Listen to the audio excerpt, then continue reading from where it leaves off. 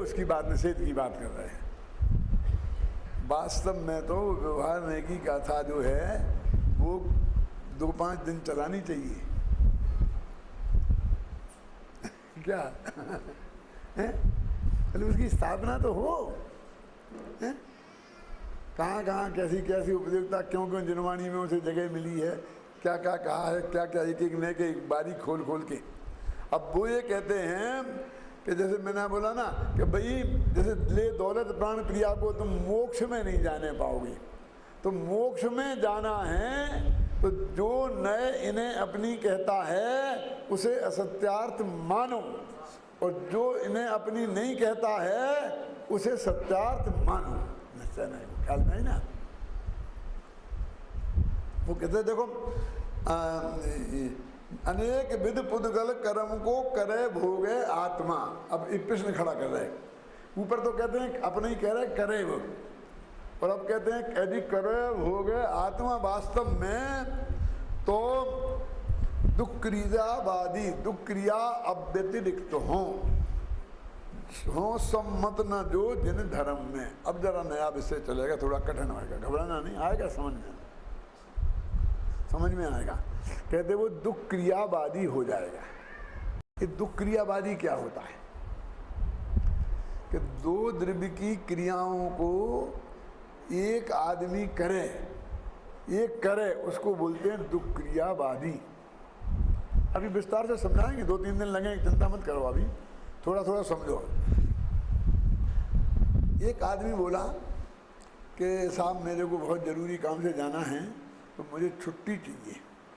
तो अपने साहब को जाके उसने कहा कि छुट्टी चाहिए, तो साहब ने कहा तुझे मालूम नहीं है इन दोनों अपना काम डबल हो जाता है। 31 मार्च आ रही है, ये सारे बैंक के सारे काम निपटाने पड़ेंगे, सारे लोग आएंगे। 31 मार्च के पहले किसी को छुट्टी नहीं मिलेगी। ये तो वो जानता था कि ये जवाब मिलने वाला है। तो वो अपने साथी को लेके गया, जो साथ का क्लर्क था ना। तो ये तो नहीं बोले, वो बोले कि बाबूजी इसे दे दो, बहुत ज़रूरी काम है, इसकी पिताजी की तबीयत बहुत ख़राब है, इसे आज छुट्टी दे दो। क्या ही बात करता है, छुट्टी दे दे, काम कौन करेगा? मैं करूँगा, कौन निपटाएगा इस काम को? क्या आप ये छुट्टी दे दो, इसका काम मैं निपटा लूँगा। क्या इसका काम क्या निपटा, मैं निपटा लूँगा। तो बोले अच्छा तू निपटा लेगा, तेरा काम कौन करेगा? क्या पता नहीं, तू इसका काम निपटाएगा तो तेरा कौन करेगा? कि साहब मैं अपना भी निपटा लूँगा, वो इसका भी निपटा लूँगा। तो फिर रात को आएगा 8 घंटा? नहीं, मैं 8 ही घंटे में निपटा लूँगा। बेवकूफ़ बनाता है। हमने बहुत बड़ी गलती की, इसको छुट्टी देते हैं परमानेंट, क्योंकि तुम जब दो इतना काम निपटा सकते हो तो हम 2 आदमी क्यों रखेंगे, डबल खर्चा क्यों बांधेंगे? इसका मतलब ये है कि तुम 4 घंटा खाली बैठते हो और 4 घंटा काम करते हो। तो सच्ची बात है कि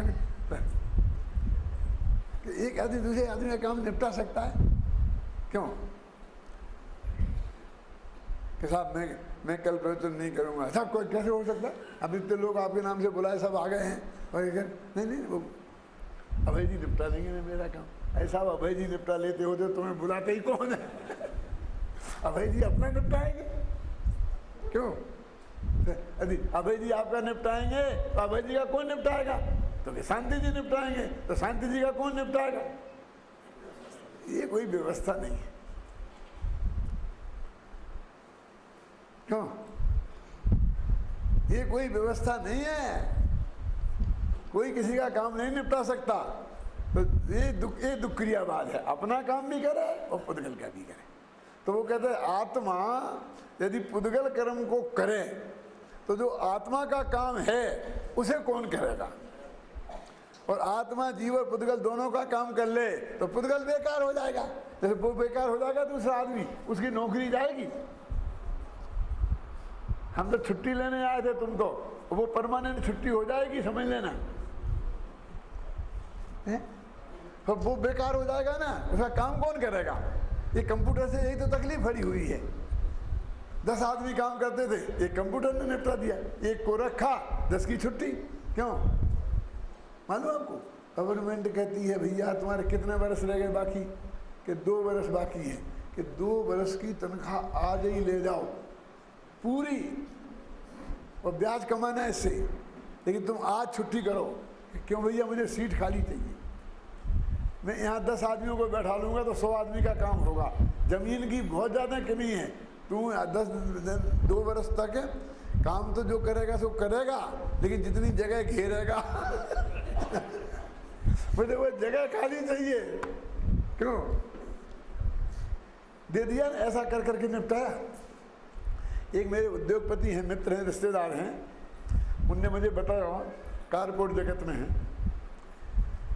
कि हमने अमेरिका से एक आदमी को 50 लाख रुपया दे करके, दीपक जैन है वहाँ पर, अपना हिंदुस्तानी है, बुलाया सिर्फ इस बात को देखने के लिए कि हमारे कारखाने का निरीक्षण करो, देखो सब, और देख के हमें सलाह दो कि हमें क्या करना चाहिए। इस बात के 50 लाख रुपया, वो दीपक जैन अपना हिंदुस्तानी है, अपना प्रवचन सुनने आता है शिकागो में, उसको बुलाया, वो 3 दिन तक 4 दिन तक उसने सारी ये करी, और 50 लाख रुपए में सलाह क्या दी सुननी है? 50 लाख की सलाह मुफ्त में तो नहीं सुना हुआ तो उसे कोई 50 लाख कर देगा? सुनना भाई जी, सुनिए आपने, आप दीपक जैन को तो जानते होंगे, नाम तो सुना होगा। मेरे प्रति ने बताया, 3 दिन से सुन रहा था, मैं तो जानता नहीं था उसका नाम तो सुन रखा था। तो उसने आकर कि डॉक्टर साहब मैं दीपक जैन हूँ। अच्छा अच्छा तुम दीपक जैन हो? अच्छा अच्छा। तो वो क्या कहा उसने? 50 वर्ष की उम्र के बाद के जितने कर्मचारी हैं उन्हें ऑन द किसी कीमत पर छुट्टी करो। एक 50 वर्ष से ऊपर वाले को एक को नहीं रखना, वो 10 साल की तनख्वाह मांगे तो 10 साल की तनख्वाह दे दो। कैसे भी ये 50 साल के ऊपर वालों की छुट्टी करो, तुम्हारा कारखाना एवन चलने लगेगा।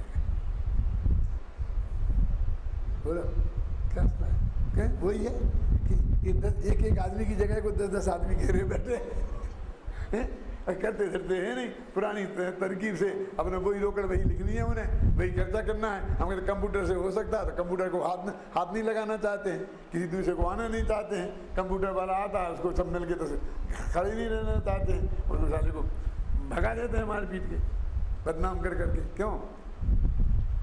उसे काम नहीं कर सकते हैं, सब खाली करो और सब नए लोगों को रखो एक्सपर्ट, और लगा कंप्यूटराइज कर दो पूरा, सब चलेगा। क्यों? ये बम्बई की कपड़ा मिलों का क्या हुआ? ये पुरानी मशीनें थी, बेकार हो गई थी, कुछ काम ही नहीं आती थी, मजदूर हड़ताल कर रहे, देना नहीं, नयों को रख नहीं सकते, पुराने को निकाल नहीं सकते, भारत के कानून ऐसे, बंद करो। अरे जितनी तुम कमाई कपड़ा करके कराओगे ना, उतनी कमाई तो ये जमीन में हो जाएगी। क्यों? और इसको ले जाओ तो जंगल में खोलो, 10 साल तक टैक्स नहीं लगेगा, मुफ्त में जमीन में लगी, और नई नई मशीनें डालना, माला माल हो जाओगे। क्या को यहाँ बैठे हो कि अभी जैसे तो हो गए नहीं, हम कैसे निकालें? बुलाओ दत्ता साहब को, उन्हें 2-4 करोड़ रुपया, बेटा हड़ताल करवा दी। हम कितना ही मनाएं, मानना नहीं जिससे हमें मिल बंद करने का मौका मिले। और जब तक वो मामला उन मजदूरों की समझ में आया तब तक खेल खलास हो गया था। समझ गया ना आपने? तो ये क्या है? 2 दिन का काम एक आदमी करने लगेगा तो ये अव्यवस्था खड़ी हो जाएगी। इसलिए कहते हैं हर द्रव्य अपना काम करे, कोई किसी का काम नहीं करे, वो सही है।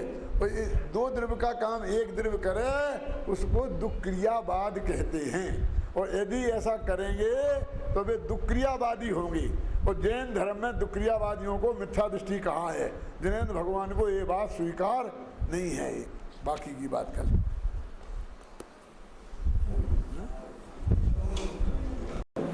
जिनके गुणों के गान में वे वर्धमान महान जिन विचरे हमारे ध्यान में।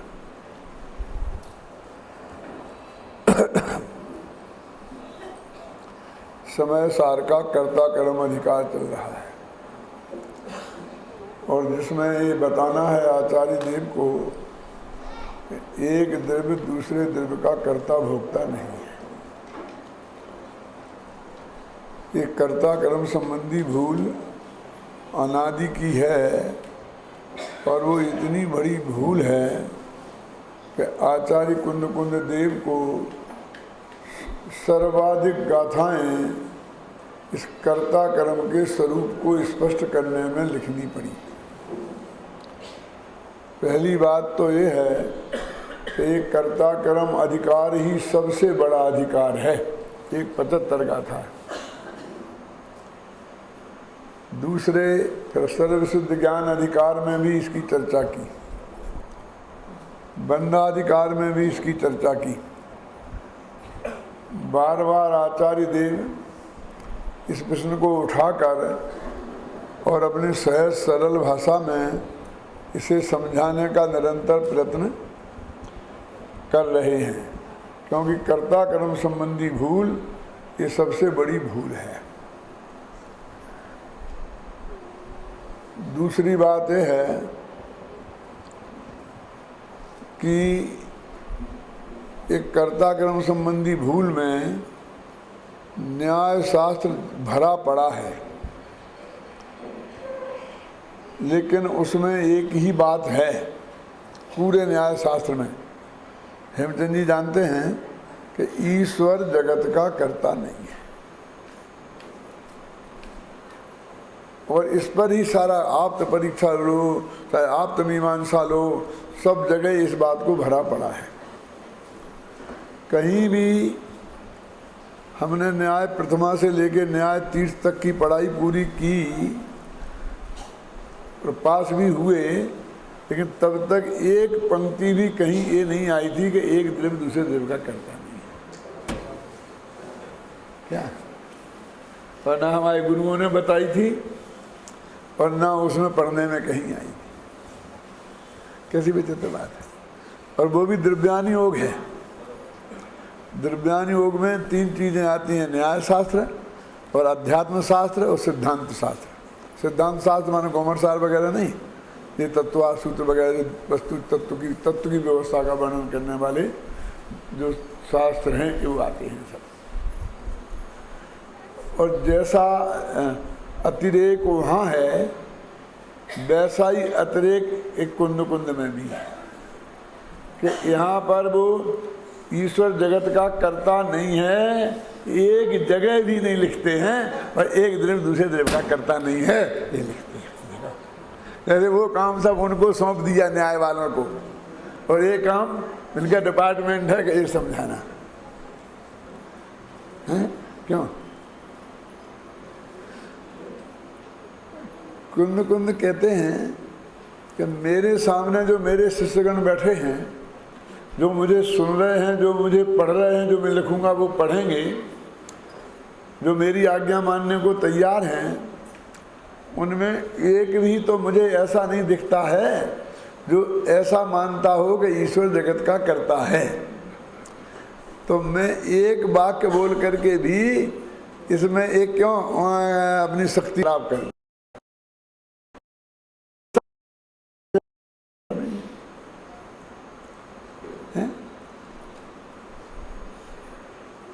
एक जगह थोड़ा हल्का सा उल्लेख है। कहाँ है उल्लेख? कि जो ऐसा मानता है, जो भी गुरुदेव के प्रवचन चल रहे थे ना, तो मैं दूसरे को मारता जलाता हूँ, बचाता हूँ, सुखी दुखी करता हूँ, उसमें और विष्णु ये लोक का करता है, लोक की रक्षा करता है, उन दोनों में कोई फर्क नहीं है। इतनी बात इस रूप में आ गई बस। क्या ये रथा पुरुष, गदी में चलने वाला पुरुष ऐसा मानता है और वो विष्णु जगत का रक्षा है, और तू मुनिराज होकर ऐसा मानता है कि मैं ईर्ष्या समित पूर्वक चलकर जीवों की रक्षा करता हूँ, तो इसमें कोई फर्क नहीं है, ऐसे रूप में ये बात आई है। मैं आप लोगों का ध्यान आकर्षित करना चाहता हूँ, हेमचंद जी बोलना मत, बस ध्यान से सुनना। विष्णु क्यों लिया? क्योंकि जगत का कर्ता तो ब्रह्मा है।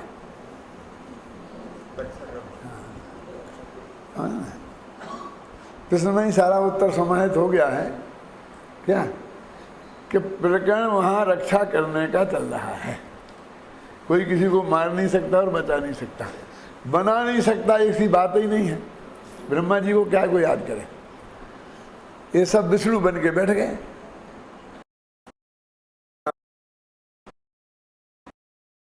हाँ, कुछ प्रच्छन्न वैष्णव हैं और कुछ खुले वैष्णव हैं। गुरुदेव इस बात को बहुत गहराई से और बड़े उसके साथ में बोल रहे थे, अभी आपने सुना होगा। तो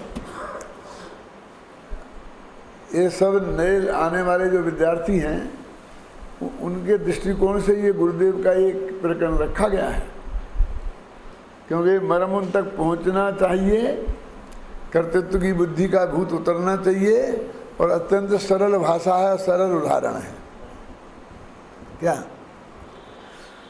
और जो गाथाएं जो गुरुदेव बोल रहे हैं, जिनके आधार पर प्रतिपादित कर रहे हैं, उनकी बड़ी समस्या ये थी गुरुदेव की, कि जिस गुजरात की भूमि या काठियावाड़ की भूमि पर बैठकर ये बोल रहे थे, उस भूमि पर जीव दया नाम का सबसे बड़ा धर्म है।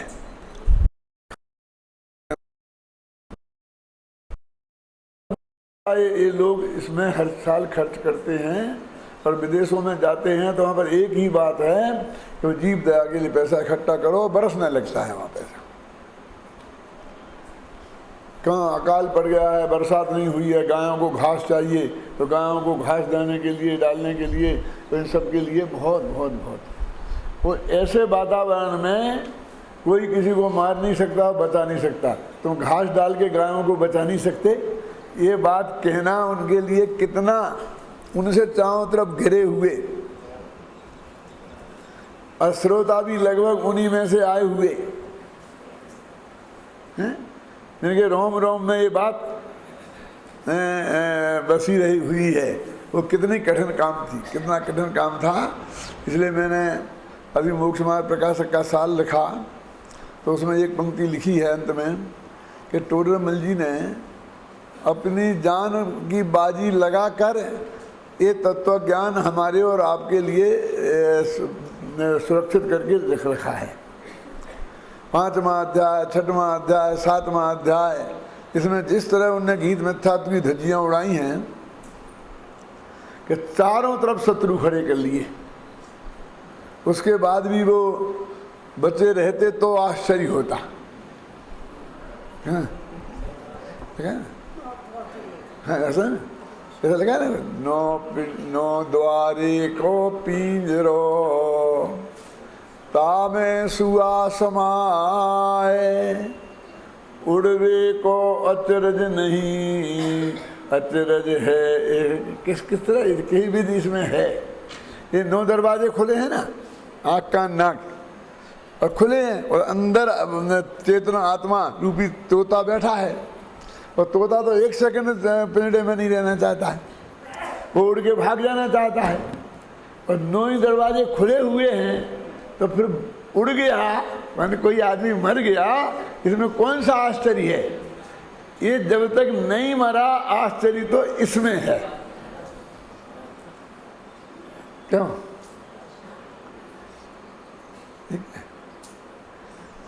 ये आकाश में प्लेन उड़ रहे हैं, हजारों प्लेन उड़ रहे हैं, उसमें आदमी बैठे हुए हैं, नीचे ऊंचे कोई कहीं आधार नहीं है। क्यों?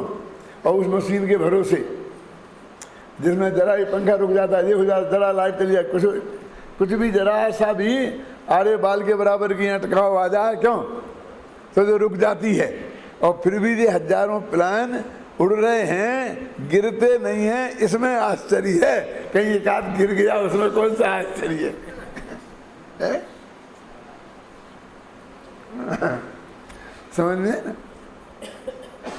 पूज्य गुरुदेव श्री ने भी वैसे वातावरण में और ये बात डंके की चोट रखी। मालूम आपको, गांधी जी का एक प्रसंग आता है इसमें तो गुरुदेव श्री ने खुद सुनाया है हमें और सभा में भी सुनाया है, उनके प्रवचनों कैसेटों में भी है। हो सकता है इन कैसेटों में भी आ जाए आगे पीछे कि गांधी जी, रामजी भाई के संपर्क बहुत अच्छे थे गांधी जी से। रामजी भाई बहुत A1 एडवोकेट थे और गांधी जी 3rd डिविजनर थे, तो वो कानून की बहुत सलाह लेने के लिए रामजी भाई के पास आया करते थे। फिर रामजी भाई ने संन्यास ले लिया तो अभी वो आते रहते थे, तो रामजी भाई स्वामी जी के प्रवचनों में जाते थे, तो उन्हें पता था, तो एक आध दफे वो भी गुरुदेव के प्रवचनों में आए। क्या वो गुरुदेव का प्रवचन सुन के मुझे वो संस्मरण याद आया है। तो गुरुदेव उस समय यही गाथा ले रहे थे,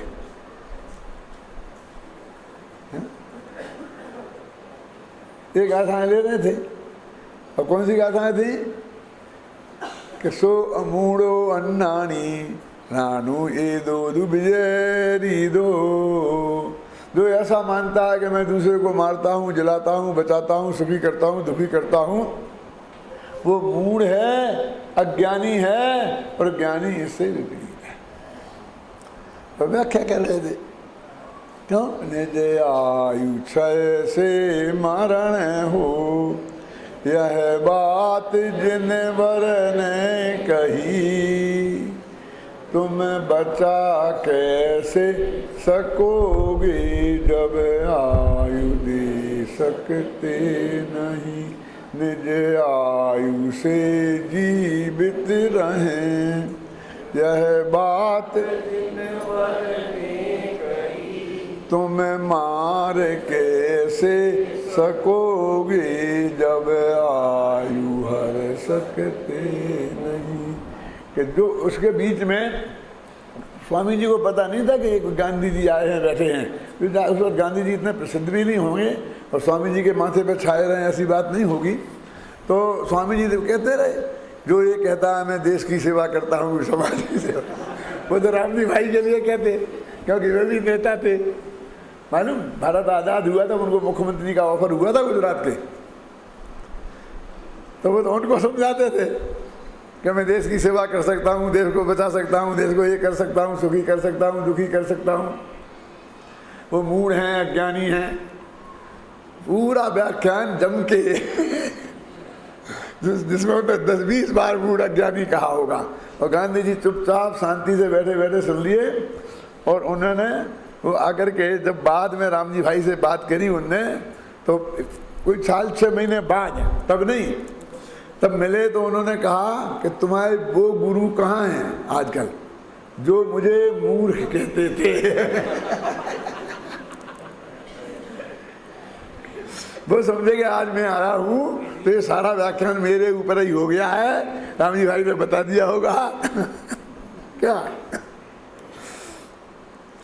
तो मैं गुरुदेव के मुख्य शब्द सुना रहा हूँ आपको, जो उन्होंने कहा कि मैंने तो गांधी जी के लक्ष्य से एक शब्द नहीं बोला था, मैं तो अपने उसमें देने के प्रवाह में बोल रहा था, राजकोट की घटना है, लेकिन उन्होंने अपने माथे पर ले लिया, ये शब्द उनके, उन्हें जबरदस्ती अपने माथे पर ले लिया और वो ऐसा बोले। तो उन्होंने रामजी भाई ने बस समझाया कि नहीं, आपके लिए कुछ नहीं कहा, आप समझे ना। वो तो उनका शहरी प्रकरण चल रहा था, ये है ये, वो तो ठीक है, वो तो ठीक है, वो तो ठीक है।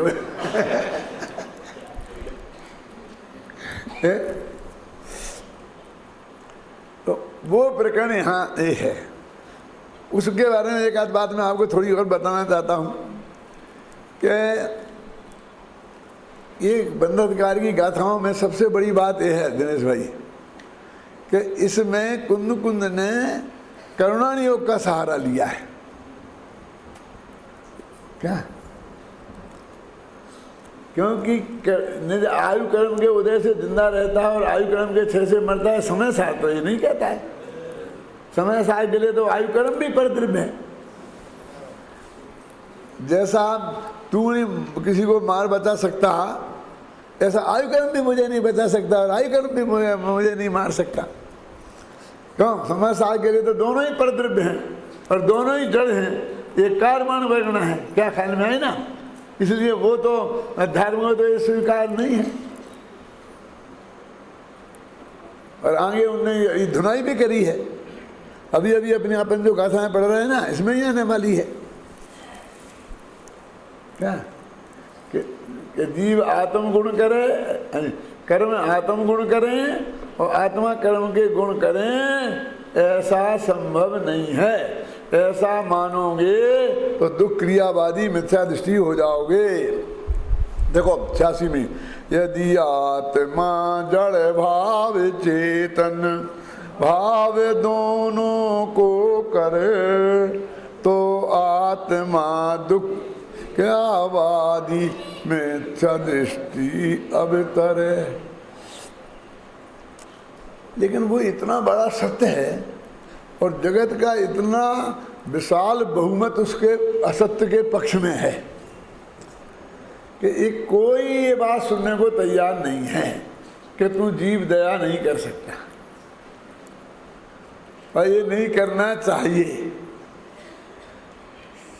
यहाँ भी जो गुरुदेव के इतना सुनने के बाद में भी यहाँ भी आप इसको यदि दृढ़ता से कहेंगे तो यहाँ से घर तक पहुँचना मुश्किल हो जाएगा। कैसे लोग समझाएंगे वो है तो ठीक, लेकिन लेकिन लेकिन इतनी लेकिन सामने आ जाएंगी कि हमें घर तक पहुँचना मुश्किल हो जाएगा। तो उन्होंने कहा भाई करुणा योग का सहारा लिए बिना काम नहीं चलेगा। क्यों कि लोगों के हृदय में आत्मा का प्रवेश नहीं है, स्वीकृति नहीं, लेकिन कर्म की स्वीकृति है क्या?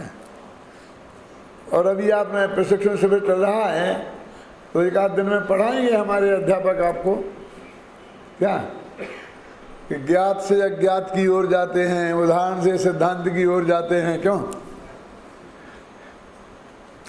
जो जगत को मान्य है उससे जो मान्य नहीं है उसकी ओर जाते हैं। भैया जिसने जैसे करे होंगे वैसे ही तो भोगने पड़ेंगे, वैसे ही तो भरेंगे, आगे कर्म बलवान है, ऐसा है वैसा है। तो कर्म की बात इसके दिमाग में जमी हुई है। इसलिए आचार्य कहते हैं कि उसके भरोसे उसके सहारे जो बात इसको स्वीकृत है हम इस बात को स्वीकार कराएं। तो कितनी गाथा लिखेंगे? आयु कर्म के क्षय से मरण होता है, आयु कर्म के उदय से जिंदा रहता है, साता वेदनी आदि शुभ कर्मों के उदय से सुखी होता है, अशुभ कर्म के उदय से दुखी होता है। तो कर्म के उदय से होता है तो तू कौन होता है? आत्मा स्वयं से सुखी दुखी होता है, स्वयं से जीवन में ध्यान करता है, ये बातें नहीं कह रहे वहां। और अनंत काल पहले से नक्की है कि तू कब कौन सी पर्याय ध्यान करेगा और किस समय कौन सी पर्याय का व्यय हो जाएगा। वो परम सत्य है ना। कर्म तो बाद में बने हैं, कर्म को तो उनके अनुसार बंधना पड़ा है, हैं? गति अनुसार मति हुई है, ख्याल में ही ना। लेकिन वो इस स्वीकृत तत्व के आधार पर उस तत्व को स्वीकार कराना चाहते हैं। क्योंकि समस्या ये है कि तुम जो कर्ता बन रहे हो, वो कहते हैं कुंदकुंदाचार्य मेरी समस्या ईश्वर जगत का कर्ता है ये नहीं है, क्योंकि मेरा कोई शिष्य बात नहीं मानता। मेरी समस्या ये है कि ये घर घर में जो छोटे छोटे ईश्वर बन बैठे हैं, कोई देश का करता, कोई समाज का करता, कोई संस्था का करता, कोई अपने परिवार का करता। क्यों? कोई परिवार का पालन पोषण करता है, कोई अपने बाल बच्चों का पालन पोषण करता है, कोई देह का पालन पोषण करता है। कितने कर्ता बन बैठे ना। ये घर घर में जो हजारों लाखों ईश्वर बन बैठे हैं और ये बताने के तू करता नहीं है और तेरा कोई करता नहीं है। वो तो कहते मुझे ये समझाना है। अब तू करता नहीं है तो वो कहता क्यों नहीं है? मैं नहीं सही उपादान करता, मैं निमित्त करता तो हूँ। ये मैं कहना चाहता हूँ अभय कुमार जी कि ये गाथाएं निमित्त कर्तृत्व के निषेध की हैं। कौन सी? वो बंधाधिकार की है ना। 252 तक हैं, 247 से 247 से लेके 252 ऐसी कुछ गाथाएं हैं। वो गाथाएं निमित्त के कर्तृत्व के निषेध की गाथाएं हैं। क्यों? वो कहते हैं कि कर्म का उदय निमित्त, कर्म का उदय निमित्त ही तो है। तो एक निमित्त के सामने दूसरा निमित्त खड़ा करते हैं। तो बहिरंग निमित्त के सामने अंतरंग निमित्त खड़ा करते हैं कि अंतरंग निमित्त के अन्वय व्यतिरेक होता है, वो ज़्यादा मजबूत होता है। वो उपादान को तो अभी छोड़ ही दिया उनने, निमित्त के सामने निमित्त को भिड़ाया। क्यों कि सब माँ बाप बाल बच्चे को पालते हैं, तो वो ये नहीं कहते कि कोई नहीं पालता है, वो तो अपने आप अपने भाग्य में लिखा के लाया है। ऐसा अपन बोलते कि नहीं बोलते? और वो अपने सब अपनी व्यवस्था करके आया है, तुम्हारे भरोसे नहीं आया है। आया तो हमारे घर है कि हाँ आया होगा, क्यों? लेकिन अपना पुण्य उदय के लेके आएगा तो तुम जैसे नौकर उसे मिलेंगे, सेवा करने वाले हैं? बोलते कि नहीं बोलते? लेकिन वो कहता है कि नहीं नहीं नहीं माँ बाप पालते हैं। तो कहता अच्छा अच्छा अच्छा अच्छा बता, माँ पालती है कि बाप? साला उनको ही भिड़ाओ ना आपस में, दो निमित्तों को ही भिड़ाओ ना। कौन माँ पालती है कि बाप? लड़ो अब आपस में, तुम निर्णय करो। तो दो निमित्तों को भिड़ाओ ना कि वो कर्म वाला निमित्त पालता है कि तू निमित्त पालता है। तो ये तो गारंटी है बच्चों को पालने में बाप ही कमजोर पड़ने वाला है। माँ और बाप का झगड़ा खड़ा होगा तो कि कौन पालता है? वो कहेगी मैंने 9 महीना पेट में रखा, मैंने मिर्ची नहीं खाई, मैंने ऐसा नहीं किया, फिर मैंने उसको पाला पूछा, दूध पिलाया, ये सब किया। तुम क्या किए? अस्पताल ले गई, तुम तो हाथ से तक नहीं छुआ। हारना पड़ेगा, समझिए ना? वहाँ पुरुष को हारना पड़ेगा। तो कहते पहले नक्की कर लो कि मांगे ने बाप ने कि एक की तो छुट्टी करो, कि बाप की तो छुट्टी करो कम से कम कि इसने नहीं पाला, फिर माँ को फिर निपट लेंगे। अकेली तो होने दो ना। और तुम एक साथ सबके साथ भिड़ोगे तो नहीं चलेगा। एक किसान के खेत में 4 आदमी, एक ब्राह्मण, एक क्षत्रिय, एक बनिया, 3 आदमी घुस करके और उसके खेत की सब चीज़ें चना मना तोड़ ताड़ करके बहुत खाया, बढ़िया बना करके बहुत आया। अब बेचारा वो अकेला था किसान, उसने ये 3 हैं, यदि मैं इनके लिए कुछ गड़बड़ करता हूँ तो ये अब 3 मेरी पिटाई कर देंगे, तो क्या करूँ, कैसे रोकूँ इन्हें? तो वो आया और उसने कहा कि देखो महाराज, आप तो हमारे तो गुरु हैं, ब्राह्मण देवता है, तो आपने हमारे खेत में जो खाया पिया उसकी कोई खास बात नहीं है। आप तो आज्ञा देते, हम आपके घर ही पहुंचा देते, क्यों तकलीफ करी? और राजा साहब आप तो मालिक हैं। छत्री से कहा लेकिन ये बनिया कौन होता है जो यहाँ घुस के आया? ये तो इसके यहाँ पर कुछ लेने जाओ तो वसूल करता है, कर्जा लो तो ब्याज वसूल करता है, ये तो कभी इसकी कैसे हिम्मत हुई? तो उसकी पिटाई शुरू करी। दोनों से अपन को तो कुछ कह नहीं रहा है, अपन काहे को चक्कर में पड़े, पिटन दो बनिया को। क्यों? तो बनिया की पिटाई शुरू हुई है, तो बनिया भागा। तो फिर बोले कि साहब ये तो मालिक है जमीन के, और इनका क्या कहना, इनका तो सब कुछ है ही। लेकिन ब्राह्मण देवता तुम तो हमारे घर पे शादी कराने भी आते हो, तो बात बात में धड़ दे अठन्नी, धड़ दे रुपया, एक मंत्र बोलते हो 3 रुपया रखवाते हो। क्यों? तुम्हारी कैसे हिम्मत हुई? तो उनकी पिटाई शुरू करी। तो बेभागे बोले मालिक साहब है तो सब आपका ही, लेकिन आप बराबर टैक्स वसूल करते हो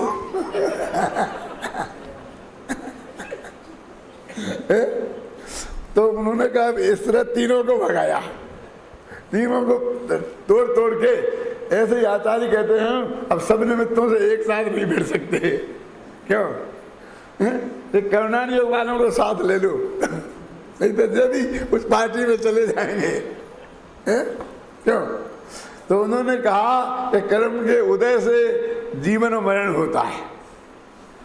उदय का अभाव हो तो मरण होता है, उदय हो तो जीवन होता है। लेकिन तू कौन होता है जीवन मरण करने वाला? कोई किसी का। इस तर्क के आधार पर उन्होंने पूरी उन गाथाओं में तर्क के कर्तृत्व, जो हमारा हम जो कर्ता बने बैठे हैं एक दूसरे द्रव्य के, उनका निषेध किया। क्योंकि वो कर्म कोई दावा ठोकने नहीं आता है। तो कर्म का निषेध तो बहुत आसानी है, क्योंकि जब हम कर्म का निषेध करेंगे तो कर्म हमारे आड़े नहीं आएगा कि तुम निषेध क्यों करते हो। लेकिन हम तुम कहते हैं तुमने अपने बाल बच्चों को नहीं पाला और तुम अपनी गाय भैंस को नहीं बचा सकते हो तो सब लोग जान ठोक के खड़े हो जाते हैं, हम जिंदगी भर कर करके मर गए और तुम हमारे बाल बच्चों को भड़काने आए हो। वैसे ही तो बाल बच्चे आजकल माँ बाप की सेवा करते नहीं हैं, और तुम उन्हें ये समझा करके कि माँ बाप कोई नहीं पालता है, कोई पाल ही नहीं सकता, कोई ने किसी का आज तक कुछ किया ही नहीं है, जो कुछ हुआ है तुम्हारे पुण्य पाप के उदय से हुआ है। हमारे घर में आग लगाने आए हो, क्यों? ये विरोध करते हैं। तो इसलिए उन्होंने करुणानि योग के सहारा लेकर और इस बात को उन्होंने रखा। वहाँ ये तर्क प्रस्तुत कर रहे हैं। इतनी बात मैंने आज आपको इसलिए कही कि कल से आप गुरुदेव के प्रवचन में भी समय पर पहुँचेंगे और वे बराबर है उसको भी ध्यान से उपयोग से सुनेंगे, सुनना चाहिए। बहुत अच्छा प्रकरण है वो। हमारी होड़ मत करना, हम तो घर पे सुनते रहते हैं, हमारा स्पीकर चालू है। तो इतना ही छूटता है कि जब हम घर से चल करके यहाँ आते हैं ना तो उतना ही गुरुदेव का प्रवचन छूटता है। और क्या आप लोग में से कोई डिस्टर्ब करने आ जाते हैं उस समय तो वो छूटता है बस।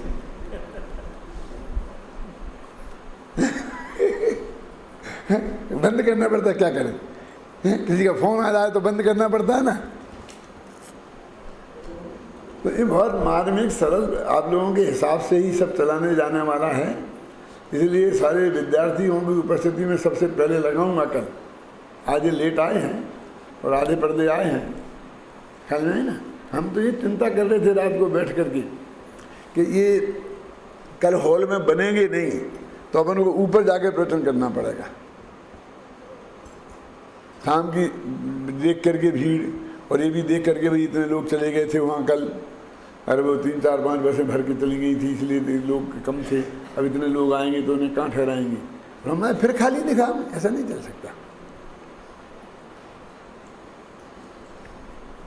जब जरूरत पड़ेगी विद्यार्थियों को नहीं सुनने की, छुट्टी देने की, पढ़ाई का इतना जोर आएगा तब हम अपने आप छुट्टी दे देंगे। हम अपने प्रवचन से भी छुट्टी दे देंगे, गुरुदेव के प्रवचन से भी छुट्टी दे देंगे, है ना। लेकिन जब तक उसकी बात आई नहीं है तब तक नहीं है छुट्टी, बराबर सुनो। अब अपना प्रकरण क्या चल रहा है? 84 85 में गाथा, 84 85 और 86। अनेक विध पुद्गल कर्म को करे भोगे आत्मा, व्यवहार नय का कथन है यह जान लो भव्यात्मा। यहाँ इस गाथा में रंच मात्र गंध नहीं आती है कि कर्ता भोक्ता आत्मा नहीं है। अनेक प्रकार के पुद्गल कर्मों का, उसमें भाव कर्म द्रव्य कर्म समझ लो, सब नो कर्म सबका ले लेना, एक साथ सबको निपटाओ ना। एक कभी कभी ऐसा झगड़ा होता है और बड़ी बड़ी जगह पर मातम कि यहाँ कौन लेना क्या। अब समझ में आई कि नहीं? मेरी समझ में नहीं आता है। उत्तर पूरे को सुनने ही नहीं किसी को, सब भग जाते हैं। उत्तर आता है तब कौन करता है कौन? क्यों? धर्म परीक्षा में एक कहानी आती है। धर्म परीक्षा पढ़ी क्या? किताब का नाम सुना कभी? अमित गति आचार्य की एक ग्रंथ है धर्म परीक्षा। वो अमित गति आचार्य कौन? जिनका ये सामायिक पाठ है, सत्येषु मैत्री गुणसु प्रमोदम क्लिष्टेषु जीवेषु कृपा परत्वम माध्यस्थ भावम विपरीत वृत्तौ सदा ममात्मा विदधातु देवा। उन आचार्य की ये धर्म परीक्षा है। मालूम वो कैसी किताब है कि कहानियों के माध्यम से न्याय शास्त्र समझाया गया है। कहानियों के माध्यम से न्याय शास्त्र समझाया गया है। 2 मित्र थे, एक का नाम था पवन वेग, एक का नाम था मनोवेग। ये भी सब काल्पनिक नाम हैं। मनोवेग माने इतनी तेज दौड़ने वाला जितनी तेज मन दौड़ता है, और पवन वेग इतना तेज दौड़ने वाला जितनी हवा दौड़ती है। तो मनोवेग बड़ा भाई था, पवन वेग छोटा भाई था। और मनोवेग ज़्यादा दौड़ता था, समझे ना। तो पवन वेग ना समझ था और मनोवेग पवन वेग को समझाना चाहता था। तो उसने धर्म परीक्षा में कहानियों के माध्यम से अपने भाई को समझाने की ये कोशिश की। क्या? तो उसके बीच में एक कहानी आती है, बस थोड़ी 2 मिनट की आपको सुनाऊंगा। घबराना लंबी नहीं है, घबराना नहीं है, वो रिक्शे वाले जैसी नहीं है कि तुमसे 1 घंटा निकल जाएगा। वो ये है कि एक मुनिराज के पास 4 दोस्त गए और मुनिराज से कहा महाराज हमें कुछ दे दो। महाराज ने कहा हमारे पास क्या है? कि नहीं नहीं महाराज हम आपके पास आए हैं तो ऐसा कैसे हो सकता है, हमें तो आपको कुछ देना ही पड़ेगा, कुछ देना ही पड़ेगा। तो बेटा उपदेश दे देते हैं, तो सुनो। वो उपदेश तो हमने सुन लिया, वो तो ठीक है, लेकिन कुछ दे दो। कि क्या दे रहे हैं? कि कुछ प्रतिज्ञा दे दो। अब लेकिन मूर्खों को क्या प्रतिज्ञा नहीं समझते जैसे दिख रहे हैं। उन्होंने कहा बेटा आज से अनछना पानी नहीं पीना। ठीक है, आए। अब आगे बढ़े तो जब एक कुआं आया और कुएं पर से पानी निकाला और निकाल करके जब वो पानी पीने लगे चारों छान के, तो एक बोला कि नहीं तुम छान के पानी नहीं पी सकते। क्यों? कि महाराज ने ये प्रतिज्ञा मुझे दी है, तुम्हें नहीं दी है। ये बहुत झगड़ा हो गया उनका आपस में। किस बात पर? कि तुम्हें कहाँ दी? मैंने प्रश्न पूछा था और मेरे जवाब में जब उनने बोला था मेरी तरफ देख रहे थे। वो पेड़ मेरी संपत्ति है, तुम नहीं कर सकते हो ये। अब बहुत झगड़ा हो गया तो कहे कि महाराज से ही निपटा, चलें कि महाराज से पूछो किसको दी थी। तो लौट के महाराज के पास गए कि महाराज इस तरह का हमारा झगड़ा हो गया है, तो आप ही बताओ क्या कि हम में से आपने किसको ये प्रतिज्ञा दी। तो महाराज ने माथा ठोक लिया कि इन मूर्खों से क्या समय खराब करूं। बोले भैया तुम में से जो सबसे ज़्यादा मूर्ख हो ना उसको दी है मैंने। क्या? जो तुम में जो सबसे ज़्यादा मूर्ख हो उसको मैंने ये प्रतिज्ञा दी है। तो साहब अब इस बात में झगड़ा शुरू हो गया कि कौन है मूर्ख। वो कहे मैं मूर्ख हूँ, वो कहे मैं मूर्ख हूँ, वो कहे मूर्ख हूँ। क्या आखिरकार निर्णय नहीं हो पाया कि उन चारों में सबसे बड़ा मूर्ख कौन है। मूर्ख तो चारों ही है। तो फिर महाराज के पास पहुँचे कि महाराज अब आप ही निर्णय करके दो कि हम कौन मूर्ख हैं और किसके लिए आपने दी है। तो उन्होंने कहा भैया तो हमें क्यों परेशान करते हो, गांव में पंच हैं, जाके पंचों से निर्णय करा लो। क्या? हाँ, हम इस चक्कर में नहीं पड़ते हैं, पंचों से जाओ और उनसे निर्णय करा लो कि तुम कौन सबसे बड़ा मूर्ख है। तो पंचों के पास गए तो पंचों से कहा कि महाराज की आज्ञा है कि आप लोग निर्णय करके दो कि हमसे बड़ा मूर्ख कौन है। तो पंच इकट्ठे हो गए। पंचों ने कहा कि ठीक है, तो तुम अपनी अपनी मूर्खता की कहानियाँ सुनाओ कि तुमने क्या क्या मूर्खता की। और फिर वे अपनी अपनी मूर्खता की कहानियाँ सुनाते हैं और फिर वो कहानी तो फिर एक एक सुनाएगा और चारों की कितनी लंबी हो जाएगी। कौन मूर्ख है इसका निर्णय क्या होगा, वो बहुत लंबी कहानी है।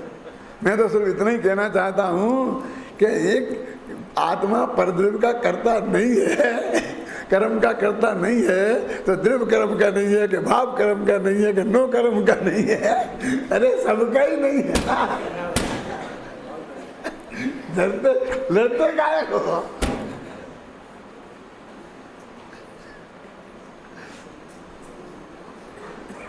बहुत जोरदार लड़ाई चल रही है, मैंने सुना। हाँ, इस पे इसलिए तो मेरा मत जानना चाहते थे, हैं? इसलिए मैंने थोड़ी कह दी। अब पूरा तो 20 दिन रहते तो सुन के मैं बताता। क्यों? सूतना का पास जुलाओं से लठा लठी। सबको ना धंधा छोड़ना है, ना पानी छोड़ना है, ना घर का काम छोड़ना है, ना विषय भोग छोड़ना है, ना चाय पानी छोड़ना है, ना दिन रात का भक्षण छोड़ना है, कुछ नहीं करना है। हाँ, आत्मा सुनना समझना है, बस इन बातों पर खर्चा करना है। खत्म। एक ही कहता है, वो कहता, लेना नहीं देना नहीं। अरे सबके पास गुरुदेव के 8000 घंटे के प्रवचन है ना, सुनो ना और निर्णय कर लो। और उसे उनका मानने दो, उसे उनका मानने दो, उसे क्या फर्क पड़ना है। करता तो उन दोनों ही का नहीं, ऐसा तो है नहीं कि एक का करता होता और एक का नहीं होता। एक नए से एक का है, दूसरे नए से दूसरे का है, तीसरे नए से तीसरे का, और एक नए से तीनों ही का नहीं है। हमारे अंदर 4 चीजें हैं। बस इतनी सी बात है कि वो नए लग जाएगा। व्यवहार नए से पर का करता है। सुनो, अशुद्ध निश्चय नए से रागादिक का करता है, शुद्ध निश्चय से संबंध सनादि निर्मल भावों का करता है, और परम शुद्ध निश्चय नए से किसी का करता नहीं है। बोलो, और 4 दुकानें खड़ी हैं नसी नहीं, नए तक तो किसी को पढ़ना नहीं है। ये नए चक्र के चक्कर में कौन पड़े?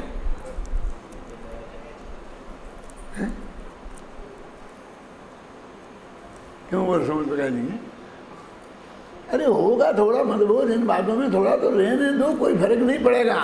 उसको इतना उछाल करके हमें बहुत बड़ा मुमुक्षुओं के अंदर में विग्रह खड़ा करते हैं। ऐसी लौकिक व्यवस्था में कि टेबल आगे लगाना, कि पीछे लगाना, कि ऊपर प्रवचन करना, कि नीचे करना, इसमें मतभेद हो जाए तो इन पर भी दो पार्टियां खड़ी हो जाएंगी। क्यों क्यों और भाई? इसे लड़ने वालों को कोई कारण नहीं चाहिए। वे बिना कारण ही इतना बड़ा कारण खोज लेते हैं कि आप जिसकी कल्पना नहीं कर सकते हो। एक बेचारे छोटे इसके बराबर बच्चे ने मम्मी से पूछा कि मम्मी इतने बड़े बड़े विश्व युद्ध हो क्यों जाते हैं जिसमें लाखों लोग मर जाते हैं? कि बेटा तुझे नहीं मालूम? नहीं मुझे नहीं मालूम। ये जो रसिया है, रसिया बहुत नालायक है, ये सारी दुनिया को कम्युनिस्ट बनाना चाहता है। यदि वो अमेरिका नहीं होता तो ये सबको कम्युनिस्ट बना देता। तो पापा पूंजीवादी थे। क्या बकती है, बच्चे का दिमाग खराब कर रही है। बेटा सुनो, इधर आओ इधर आओ। ये जो अमेरिका है ना, ये सारी दुनिया को पूंजीवाद पर फैलाना चाहता है। यदि रसिया नहीं होता तो ये सब छा जाता। वो रसिया ने बचा रखा है लोगों को, गरीबों की रक्षा तो वही करता है। देखो तुम दिमाग मत खराब करो बेटा, मेरा है। सबसे ज़्यादा सेवा मैंने की है, 9 महीना मैंने पेट में रखा है। झगड़ा शुरू हो गया। तो लड़का बोले पापा पापा रहने दो। क्या? मेरी समझ में आ गया कि ये महाबुद्ध शुरू कैसे होते हैं। सचमुच इनकी जड़ में जाकर के देखो तो कुछ नहीं निकलता है, सिर्फ नए की बात है। मान लो गुरुदेव के गुरुदेव की प्रवचन में निकला था कि ऐ ये बात नहीं थी, ऐ ये बात है, तो ठीक है।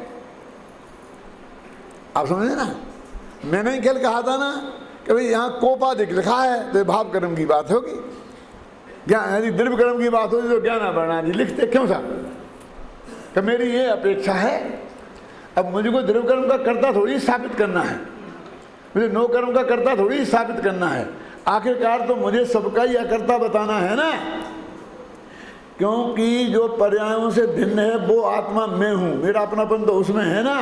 तो वो पर्यायों से भिन्न है, पर्याय उसमें है ही नहीं, तो वो करे क्या? क्योंकि काम तो पर्याय में होता है।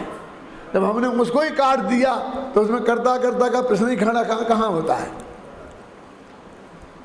क्या है? मेरे कहने का मतलब है कि गुरुदेव ने कहीं कही होगी यहाँ बात भी, क्या प्रकरण दिमाग में चल रहा हो तो ठीक है, सारी जुर्मानी अपने पास मौजूद है ना, तो उसमें तो माथा मारता नहीं कोई, उसे तो कोई पढ़ना नहीं चाहता, उसका तो अभ्यास करना नहीं चाहता है ना। और ये क्योंकि अपनी कसाई की लड़ाई को हमें सैद्धांतिक जामा पहनाना है, ये समझ लो। अपनी भाई एक मुद्दे पे लड़ाई है ना हमारी दिनेश भाई, तो वो मुद्दा खत्म हो गया। खत्म हो गया माने अवसर निपट गया। मान लो इस पे ही थी ना कि यहाँ की कुर्सी आगे रखने के पीछे रखना है, इस पर भी झगड़ा हो सकता है कि 2 कुर्सी क्यों रखी। अपने को बड़ा पंडित समझता है। कल भी मेरे को 2 कुर्सी रखने लगे प्रवीण भाई। मैंने कहा भैया वो तो जरा साथ की गद्दी में ऊपर रहूं और इसके लिए मेरे को ऐसा पैर रखना पड़ते हैं, और लोगों देखो इसलिए रखते हैं, हर जगह जरूरी नहीं है। क्या बड़े पंडित के नाते नहीं है? और बड़े पंडित के नाते हो तो मैं इतना बड़ा पंडित थोड़ी होगा कि 2 ही कुर्सी से काम चले, 4 रखो, और सबकी किसी की दूसरी की 2 नहीं लगना चाहिए, सबकी भी 1-1 लगे और मेरी 4 लगे। आखिर मैं बड़ा पंडित हूँ क्यों? अरे भाई खत्म हो गया, 2 रखी रहने दो, नहीं हटाना हो तो हटा दो। ये झगड़े की कहाँ बात है? समझे ना? मैं इसलिए बात कहते हैं, देखो यहाँ के कर्म है, क्या गाथा कौन सी थी अपनी?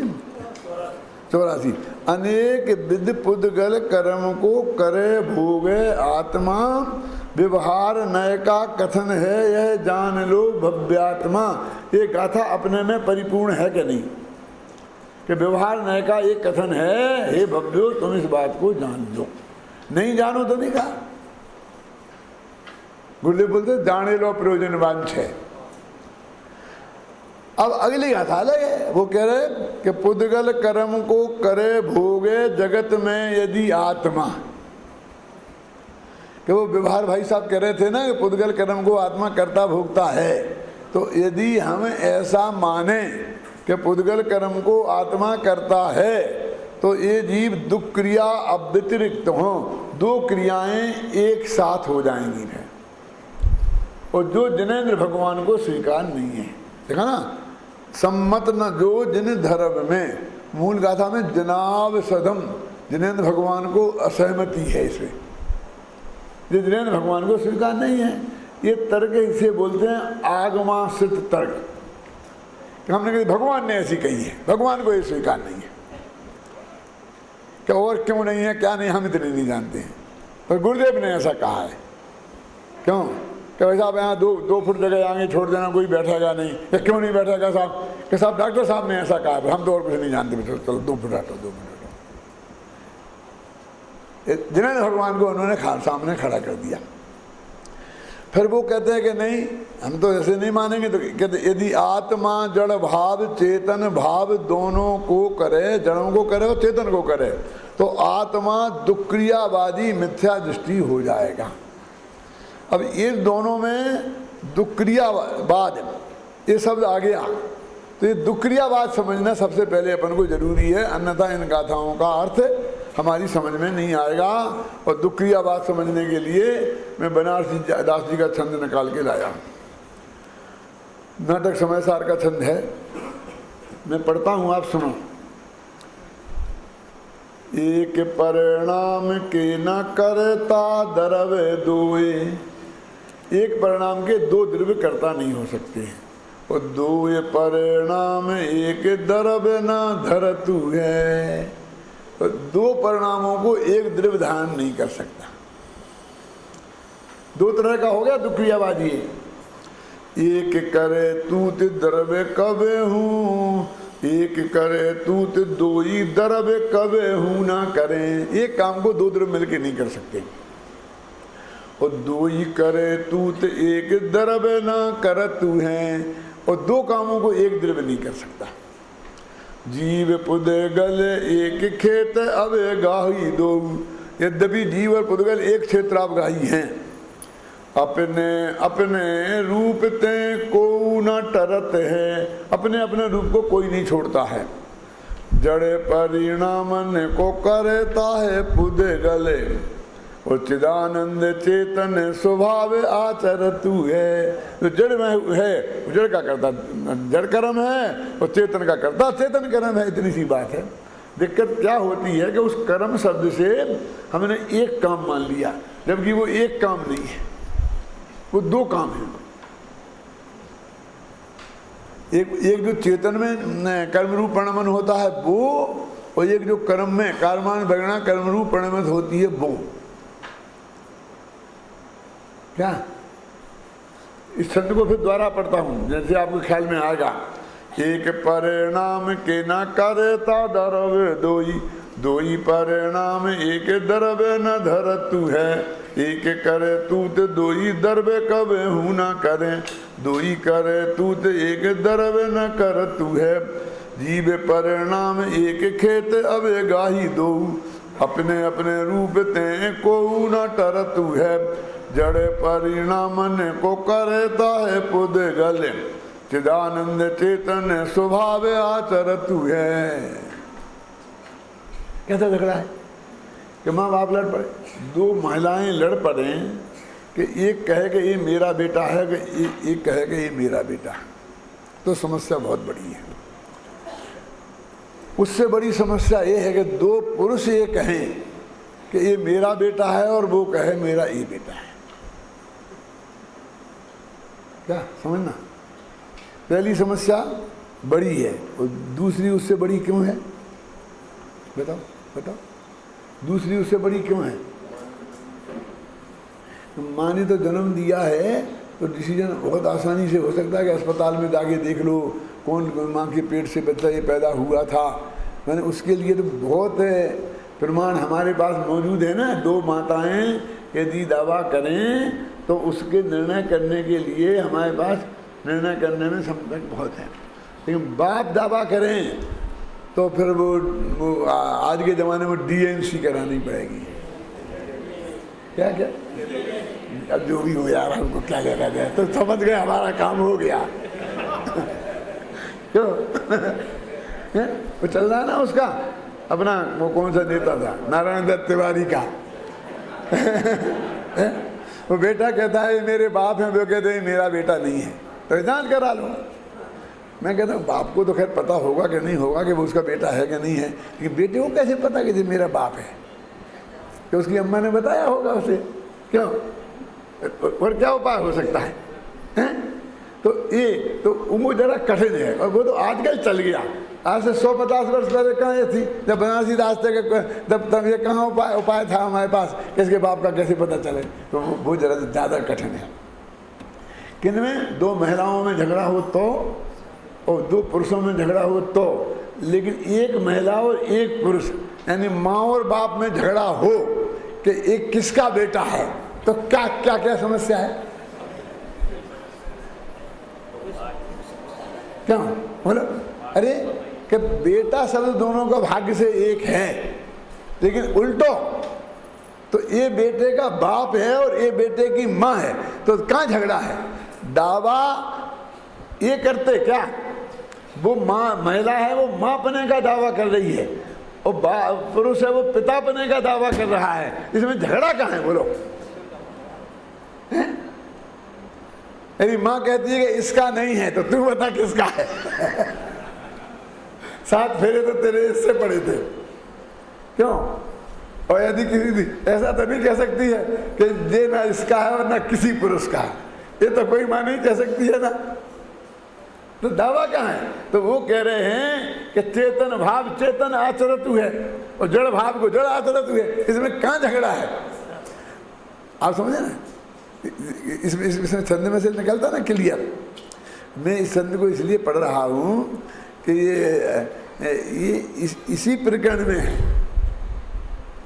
इसी प्रकरण में है कि बहुत प्रकरण के हिसाब से अर्थ लगाने में बहुत महत्व है, हम उस पर ध्यान नहीं देते इसलिए सारी गड़बड़ होती है। बताओ इसका क्या अर्थ है? बोलो सब पंडित लोग देखो।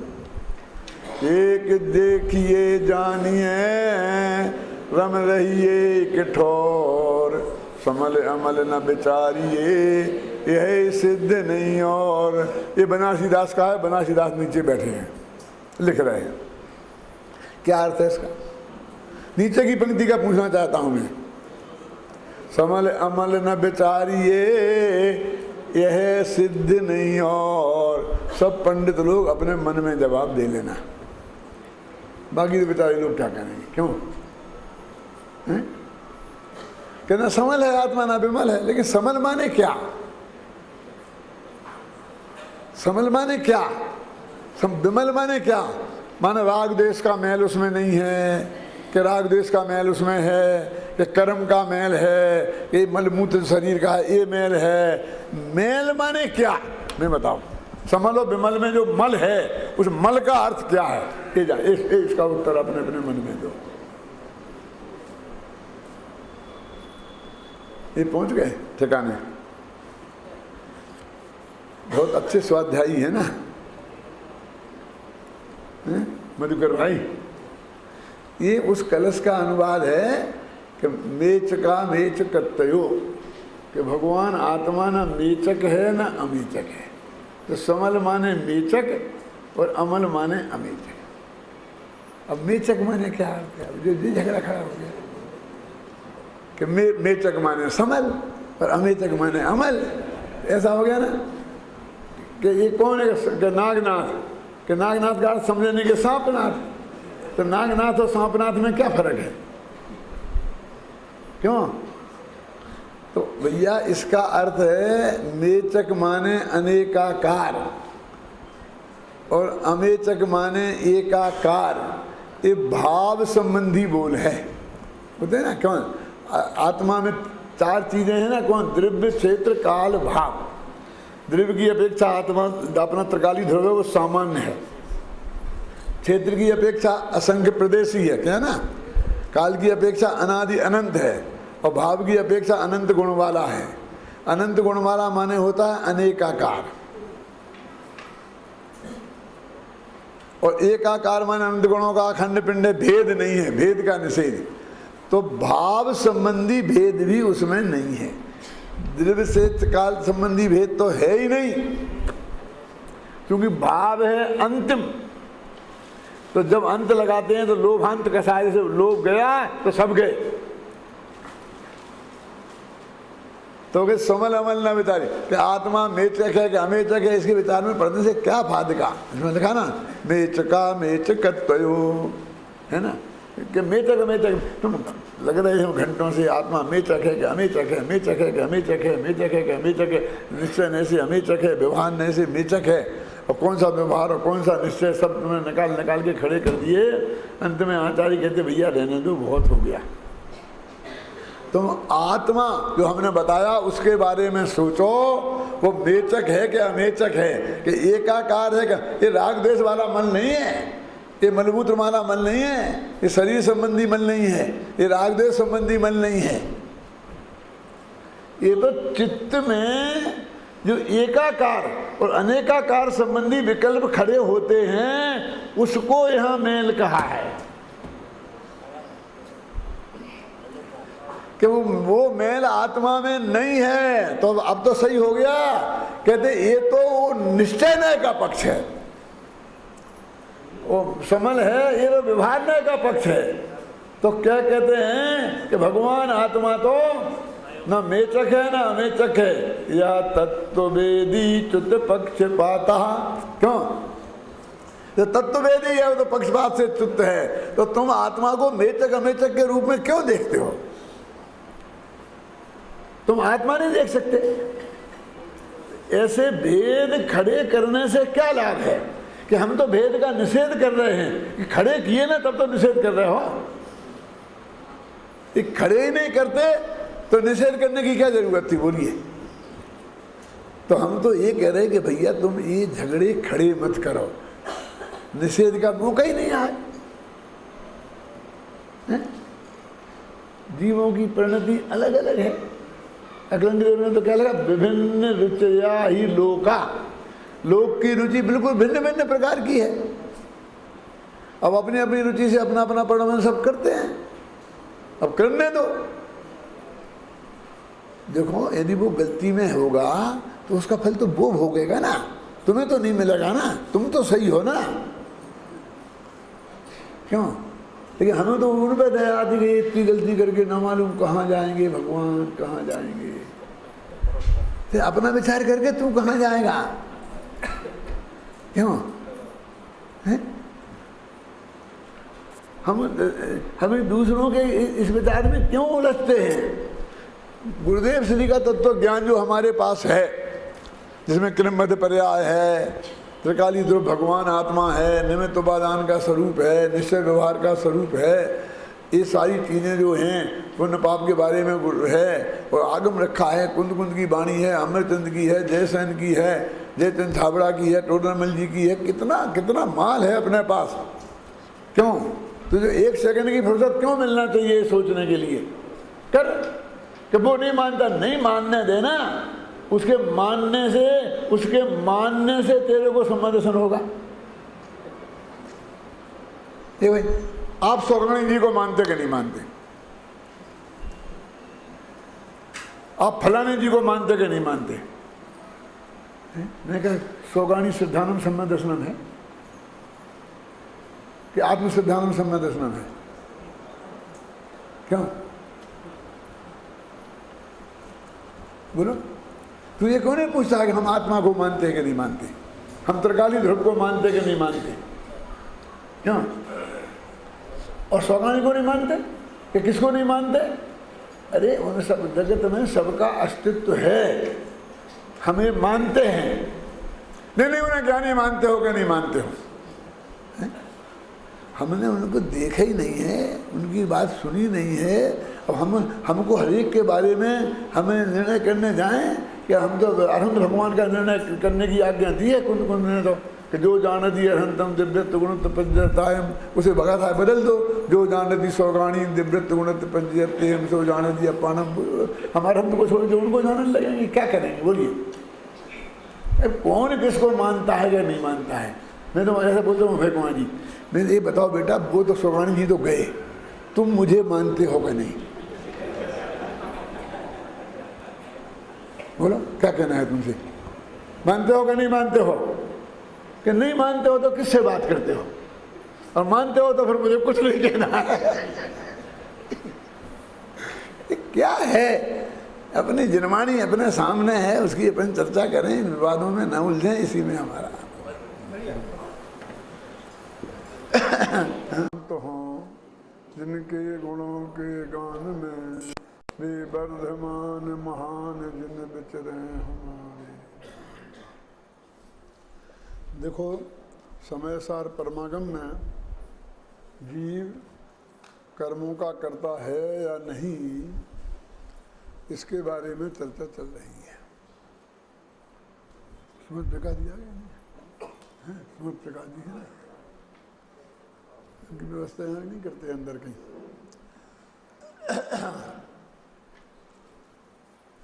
बहुत गले कर्मों का करता है कि नहीं, ये प्रश्न है। और इस संदर्भ में हम 81वीं गाथा से बात करें तो 83वीं और 84वीं ये दो गाथाएं हैं, ये अत्यंत महत्वपूर्ण हैं।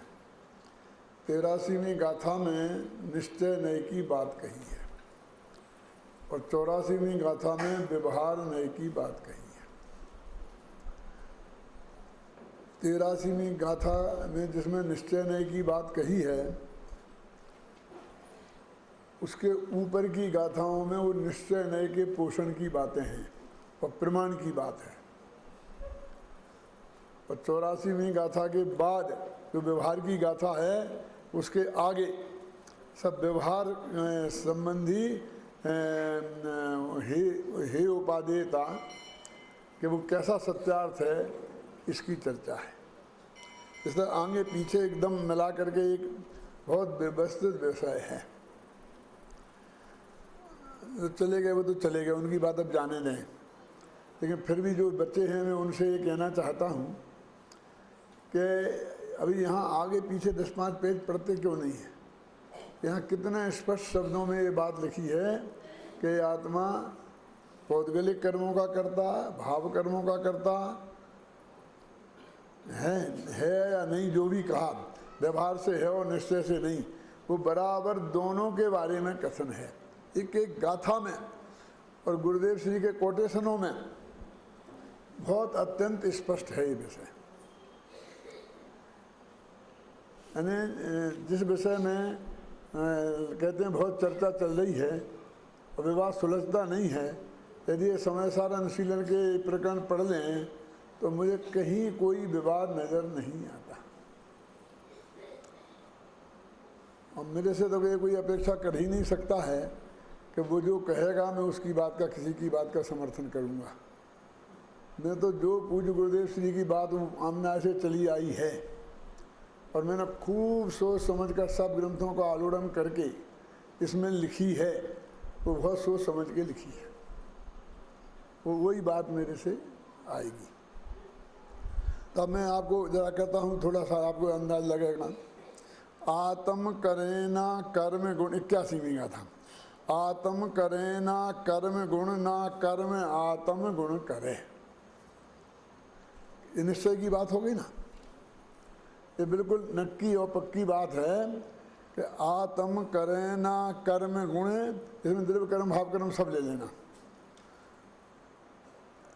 और नो कर्म भी ले लेना है।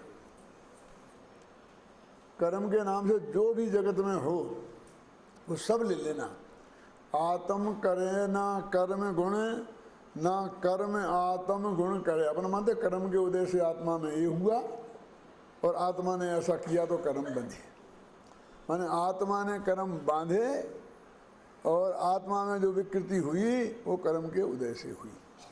तो वो कहते नहीं, निश्चय नहीं कहता कि बिल्कुल ये बात सही नहीं है।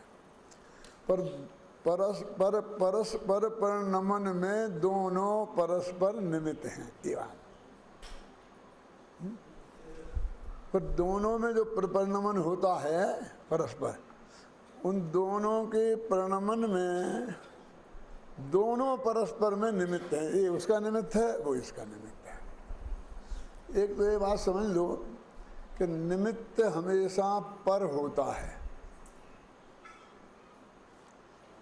ऐसा एक दोहा है ना, उपादान निज गुण जहाँ ता निमित्त पर होय। निमित्त माने पर और उपादान माने स्वयं। ये कह रहे हैं कि जब आत्मा रागादि भाव रूप परिणमित होता है तब ऐसा संभव नहीं है कि उस समय रागादिक का उदय ना हो। रागादिक का उदय नहीं हो, जरा मैं क्रोध नाम शब्द देता हूँ सुविधा के लिए। देखो 25 कसाओं के नाम जानते हैं ना, क्रोध, मान, माया, लोभ वगैरह। तो जितनी ये 25 कसाएँ कर्म की प्रकृतियाँ भी हैं, 148 कर्म की प्रकृतियों में ये 25 भी हैं। दर्शन भोजनी की है ना 3 प्रकृतियाँ, और चात्म भोजनी की 25 प्रकृतियाँ। तो ये पौद्गलिक भी हैं, क्रोध पौद्गलिक भी है। और आत्मा में ये भाव पैदा होते हैं, वे आत्मा के भाव हैं। तो कहते हैं आत्मा में जो भाव पैदा हुआ उसका उपादान करता तो आत्मा है ना। अभी जो उज्ज्वला बहन आज बहुत अच्छी क्लास ले रही हैं निमित्त उपादान की, शाम को उन्हें शुरू किया है। उसमें जो आप ध्यान से सुनेंगे तो बात आपको ख्याल में आएगी। उपादान तो आत्मा है, जो राग पैदा हुआ आत्मा में, क्रोध पैदा हुआ, और क्रोध कर्म नाम का कर्म का उदय उसमें निमित्त है। और वो इतना पक्का और नट है कि वो ऐसा असंभव है, संभव ही नहीं है कि जब हमें गुस्सा आ रहा हो तब क्रोध कर्म का उदय ना हो। ऐसा कदाचित हो सकता है कि क्रोध कर्म का उदय हो और हमें गुस्सा ना आए।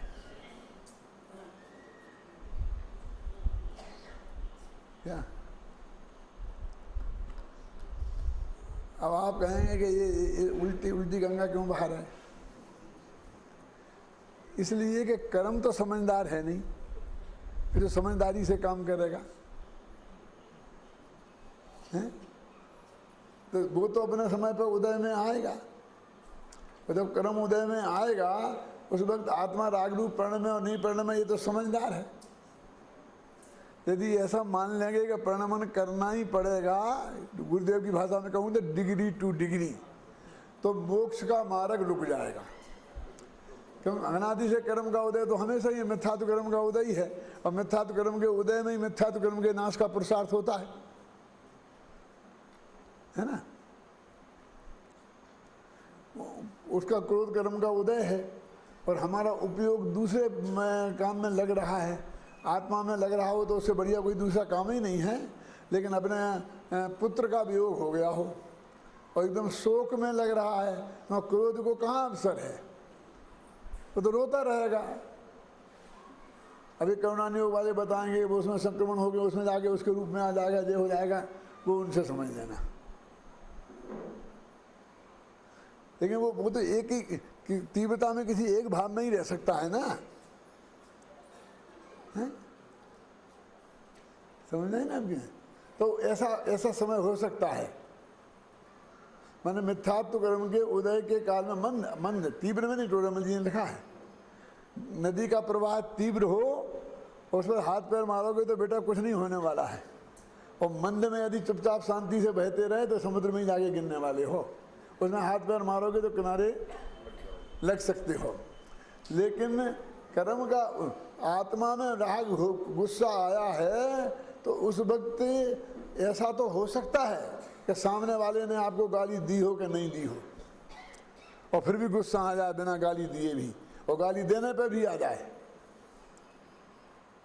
लेकिन वो क्रोध नामक कर्म का उदय नहीं हो, ऐसा नहीं हो सकता। वहां पर बराबर नियम है, नियम बना हुआ है। तो इसलिए कहते हैं कि वो उसमें निमित्त है। अब भी कर्म बंधे, अब कर्म का उपादान तो कर्मण बढ़ना है। अब उसमें ऐसा संभव नहीं हो सकता तीन काल में कि आपके भाव ना हो, मोह राग द्वेष भाव, और वे कर्म बन जाए। फिर तो चाहे जिसको चढ़ जाएंगे, चाहे जब चढ़ जाएंगे। ऐसा भी नहीं हो सकता कि आप राग द्वेष मोह करें कर्म ना बने, कहा जाते हैं। ऐसा भी नहीं हो सकता है कि आप राग द्वेष मोह नहीं करें वे बन जाएं, और आप करें वो नहीं बने। ऐसा उसको दोनों तरफ से कोई आज़ादी नहीं है। तो इन दोनों में परस्पर निमित्त है, निमित्त नैमित्तिक संबंध है। अब असली दिक्कत ये है कि जगत में निमित्त नैमित्तिक जिनका संबंध है उनको ही सारी दुनिया कर्ता कर्म संबंध मानती है, उसको ही कर्ता मानती है। निमित्त को कर्ता कहने का रिवाज है। और जिनवाणी में भी, उस जिनवाणी ने भी उन कथनों को अपने जिनवाणी में जगह दी है। क्यों दी है वो मैं अभी बताऊंगा। आप समझे ना। इस टोर में देखा निमित्त नैमित्तिक संबंध बहुत घने हैं, इसलिए उन्हें कर्ता कर्म कहते कहते देख लो, उसने किया तो हो गया। आप समझे ना। बराबर वो कहता है उसका कुमार है, कोई घड़ा ऐसा बनाओ, हमें तो मिट्टी रखी थी यहीं पर, वो कुमार था ही नहीं, और एकदम मिट्टी में से ऐसा घड़ा हो गया, बन गया हो तो बताओ। जब जब घड़ा बनेगा तो वहाँ कुमार की, गुरुदेव की भाषा में, हाजिरी अवश्य रहेगी। और अकेली हाजिरी नहीं रहेगी, उसका योग और उपयोग उसमें लगेगा। योग माने वो जो ऐसे हाथों में से ऐसे ऐसे करेगा ना, चक्का घुमाएगा, उसका नाम योग है। और ज्ञान उधर लगा रहेगा, इसका नाम उपयोग। होगा ही होगा। अब सारी दुनिया को वो कुमार ही दिखता है। घड़ा जब बना तब होता हुआ, अब मिट्टी बेचारी घड़ा बन रही है। अब वो इस जगह मूर्ख जगत को मिट्टी दिखती ही नहीं कि मिट्टी घट रूप में परिणमित हुई है।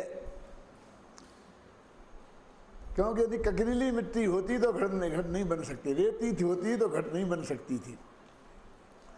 तो असली दिक्कत क्या है कि उपादान की पर इसकी दृष्टि नहीं है, इसकी दृष्टि वैसे निमित्त पर है, निमित्त पर है। इसलिए कुमार उसका कर्ता दिखाई देता है और भोक्ता भी कुमार दिखाई। इसमें लिखा है सब। इसकी जो टीका है अमृत चंद की, उसको मैं पढ़ के आया हूँ। अब यहाँ रखे हैं, दो ही समस्या है यहाँ।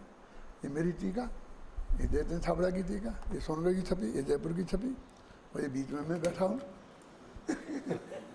समझ ना, घबराना नहीं। मतलब वो दुनिया को कुमार दिखता है, और उस घड़े में पानी रख करके जो ठंडा पानी होगा उसको पी करके तृप्त होगा, वो तृप्ति भी कुमार को ही होगी। इसलिए भोक्ता भी वही है। कैसा वो नहीं, वो बेच देगा तो पैसा मिलने से जो तृप्ति होगी वो कुमार को होगी। समझ गए ना। कुमार उसका भोक्ता है। और ये हुआ निमित्त की तरफ से कथन कि घट रूप क्रिया का कर्ता कुमार है और कुमार ही उसका फल भोगता है। अब ये कहते हैं कुमार ने क्या किया, मिट्टी घट रूप परिणमित हुई और घट रूप परिणाम को मिट्टी ने ही पाया, और घट रूप परिणति मिट्टी में ही हुई। इसमें तीन शब्द आएंगे अभी।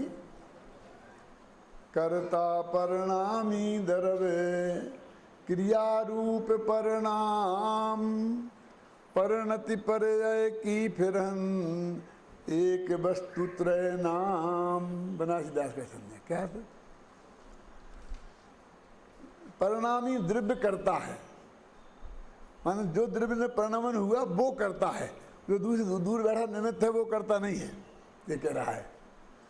और जो हुआ वो कर्म है, और जो हुई वो क्रिया है। ये हुआ और कर्म है, जो हुई वो क्रिया। हुआ और हुई में क्या फर्क है दिनेश भाई? क्यों अन्ना जी है तुम्हारा करुणा नहीं होगा इसका जवाब कोई? व्याकरण शास्त्र से जवाब देता हूँ। पहले मैं व्याकरण शास्त्र से जवाब देता हूँ कि व्याकरण में 6 या 8 कारक होते हैं। तो एक कर्ता, कर्म, क्रिया, तो दूसरा कर्म नाम का कारक होता है ना, वो तो है कर्म। और फिर एक कारक जो प्रभावित करते हैं, कारक जिसको, उसे क्रिया बोलते हैं। कुमार ने घड़े को बनाया, तो बनाया ये क्रिया है ना, वर्ब है ना, समझ ना, बनाया एक क्रिया हुई। तो मिट्टी घड़े रूप परिणमित हुई, एक क्रिया हुई, और घड़ा कर्म हुआ, ये फर्क है दोनों ही पर्यायी। तो उनने क्या लगा, कर्ता परिणामी द्रव्य, क्रिया रूप परिणाम, और परिणति द्रव्य की फिरनी, द्रव्य का जो पलटना है, जो पिंड से घटा, वो परिणति है। और एक वस्तु त्रय नाम, इनकी वस्तु एक ही है, माने इनमें प्रदेश भेद नहीं है। ये 3 तो नाम हैं, एक द्रव्य की अपेक्षा, एक पर्याय की अपेक्षा, 2 पर्याय की अपेक्षा। जो हुआ वो कर्म, और जो जैसे हुआ वो क्रिया। तो कहते मिट्टी करता और मिट्टी ही भोगता, कि मिट्टी ने ही भोगा। कि मिट्टी ने क्या भोगा, वो ठंडा पानी मिट्टी ने पिया, क्यों, कि कुमार ने पिया? अरे कुमार ने तो कभी कभी पिया होगा, मिट्टी तो 24 घंटा पीती है, क्यों? और मिट्टी तो वो जो आबा समझते हैं, जिसमें वो गरम आग, और जिसमें उसे पकाया जाता है, उसको भी घड़े ने भोगा है भाई साहब। कुमार तो दूर बैठे रहे, तुम कहते कुमार ने भोगा? अरे पानी भी घड़े ने पहले पिया क्यों? और वह गर्मी भी घड़े नहीं भोगी, और कच्चे से पका रूप क्रिया भी घड़े में ही हुई, कुमार में कुछ नहीं हुआ है?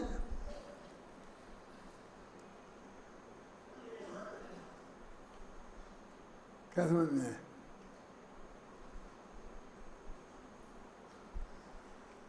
अब यहाँ ये कहते हैं कि भाई दोनों परस्पर निमित्त, दोनों तरफ से लेना। क्या वो राग हुआ तो राग में कर्म का उदय निमित्त है, क्रोध। ये गुजरात मराठी लोग तो क्रोध को ही राग कहते हैं, समझे ना? अब ये तो उन्होंने वस्तु स्थिति क्या है समझ लो, प्रमाण का कथन, कि हुआ क्या ये बता दिया, घटना क्या घटी, क्या दो क्या घटी, कि आत्म करे ना कर्म गुण ना कर्म आत्म गुण करे, पर परस्पर परिणमन में दोनों परस्पर निमित्त हैं। वस्तु स्थिति तो ये हो गई, इसको बोलते हैं निमित्त नैमित्तिक संबंध बहुत है। अब ये है कि ये निमित्ताधीन दृष्टि जगत की क्यों, निमित्त की अपेक्षा जो कथन किया जाता है उसे व्यवहार बोलते हैं, ये भी समझ लो आप, कम से कम सद्भुत व्यवहार है ना, निमित्त की अपेक्षा। और उपादान की अपेक्षा जो कथन किया जाता है उसे बोलते हैं निश्चय। तो ये निमित्त की अपेक्षा जो कथन ऊपर बताया वो हो गया नीचे व्यवहार, व्यवहार नहीं से ऐसा कहते हैं। देखो फिर क्या लिखा 81 में, बस इसलिए यह आत्मा निज भाव का कर्ता कहा, और अन्य पुद्गल कर्मकृत भाव का कर्ता नहीं। हे भव्य जन तुम जान लो परमार्थ से यह आत्मा निज भाव को करता तथा निज भाव को ही भोगता। अनेक विध पुद्गल कर्म को करे भोगे आत्मा, व्यवहार नय का कथन है यह जान लो भव्य आत्मा। आगे क्लियर बात। और निमित्त की अपेक्षा कथन व्यवहार करता है, इसलिए सारा जगत व्यवहारी है, तो उसे निमित्त की ही अपेक्षा कथन करता है। कोई भी पूछे घड़ा किसने बनाया, तो सारी दुनिया में चले जाओ, एक भी आदमी ऐसा कहता नहीं मिला कि मिट्टी ने, सब यही कहेंगे कुमार ने। क्यों कहेंगे कि नहीं कहेंगे? कि साहब अपने मुमुक्षुओं से पूछो, मुमुक्षुओं से पूछो। अरे मुमुक्षुओं से भी अभी तो अभी मैं कह रहा हूं ना, लेकिन मैं कल पूछ के बता दूंगा। सब यही जवाब देंगे क्या? क्या जो है ना, समझाते समझाते भी यही जवाब देंगे। माने इतना अधिक है उसका कथन का जोर। और इस निश्चय की बात तो बहुत तत्व चर्चा में कभी कभी आएगी। अब समझ आई ना? तो कितना है तुमने लिखा, तो जयतनी छापा ने व्यवहार का कथन बहुत है। दिनवाणी में भी लिखा कि नहीं लिखा? अब देखिए क्यों है। आपके घरों में हम जाएं तो चांदी की थालियां है ना, क्या नहीं है मधुकर भाई? हैं उस पर क्या लिखा है? मधुकर भाई चिमनलाल साय। ये क्यों नहीं लिखा? ये चांदी की थाली है, चांदी लाल ऐसा क्यों नहीं लिखा? मधुकर भाई क्यों लिखा? एक्चुअल में थाली तो चांदी की है, उपादान तो चांदी है ना, तो चांदी का नाम लिखना चाहिए ना। और कोई कोई लिखते भी हैं जिन्हें बेचने के, प्योर चांदी लिखते कि नहीं लिखते हैं ना, मिलावट नहीं है इसमें है? वो दुकानदार जिसे बेचना है वो भले ही चांदी लिखे, लेकिन आपके घर में आते ही वो पूनम चंद छाबड़ा की, सुमन भाई की, मधुकर भाई की हो जाती हैं, फिर वो चांदी की नहीं रहती हैं थालियां। क्यों? मैं ये कहता हूँ इसमें इनका क्या है, जरा समझना। मैं तीसरी बात कहता हूं कि चांदी तो उपादान है और सुनार निमित्त। ये क्या है? क्यों? उस थाली को बनाने में निमित्त सुनार है जिसने बनाई है वो। ये क्या है? क्यों? इनका नाम क्यों? या तो सुनार का लिखते और या चांदी का लिखते, लेकिन नहीं लिखा। ये प्राप्त करता है उसके, इनने उसे प्राप्त किया है। क्यों? वो प्राप्त विकार भूल गया जल्दी, निवृत्त में प्राप्त करता है। अब कितना दूर का है इनका संबंध? कुछ नहीं है ये। तो मैं ये कहता हूं कि ये क्यों लिखा, फिर वो चांदी क्यों नहीं लिखा? इतना महत्व उसका सर्वस्व उसमें लगा है। तो कहते हैं कि उसे लिखने की क्या जरूरत है, समझना। क्योंकि वो तो उसका तो रोम रोम चिल्ला चिल्ला के बोल रहा है कि मैं चांदी की हूं, मैं चांदी की हूं, मैं चांदी की हूं। लिखने की क्या जरूरत है? क्यों? और इसे सुनार ने बनाई होगी, सुनार ने बनाई होगी, ये भी सारा जगत जानता है, लेकिन ये कोई नहीं जानता कि मधुकर भाई की है, क्योंकि इनकी है नहीं। कोई कैसे जाने? तो जिसको जानने की आशंका होती है वो बार बार लिख लिख के बताता है। ख्याल में आई ना? है? क्यों? समझ में आई कि नहीं आई? अब जब कड़क भाषा बोलता हूं, इन तीनों के नाम हटा देना, छाबड़ा जी का, मधुकर भाई का और सुमन भाई का। अब समझ लेना परमाणु तुम्हारे घर में चांदी है। इसलिए क्या? चलो, क्यों? क्योंकि ये किस बात का ज्ञान कराती है? ये इनका नाम किस बात का ज्ञान कराता है? ये बताता है कि जगत में एक मूर्खादिराज ऐसा है जो इसे अपनी मानता है।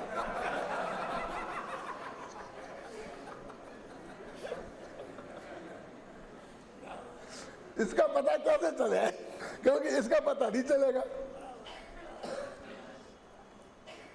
निमित्त की कथन से मुख्यता क्यों होती है? क्योंकि नहीं तो उसका पता ही नहीं चले। हम जी मैं आपसे बात पूछता हूँ, वो लिखा है यहाँ, यहाँ कहाँ गया वो बोर्ड? उतर गया, उधर लगा होगा कहीं कि ये शिविर शिविर के कर्ता कौन हैं? कांति भाई मोटानी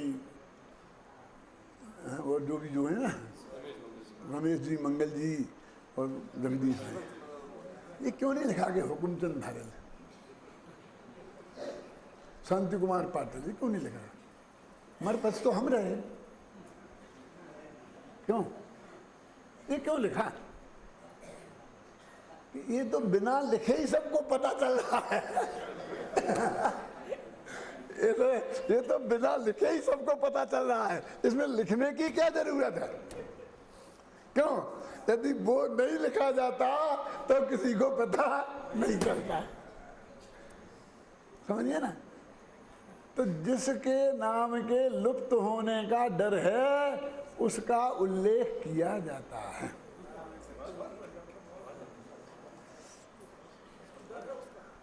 क्यों? और गहराई में जाऊं? खतरनाक बात है, सुननी पड़ेगी। सुनो, बेटा माँ का के बाप का, घबराना नहीं, सोचना, बेटा माँ का के बाप का, दोनों का, वो तो समझौतावादी बात है।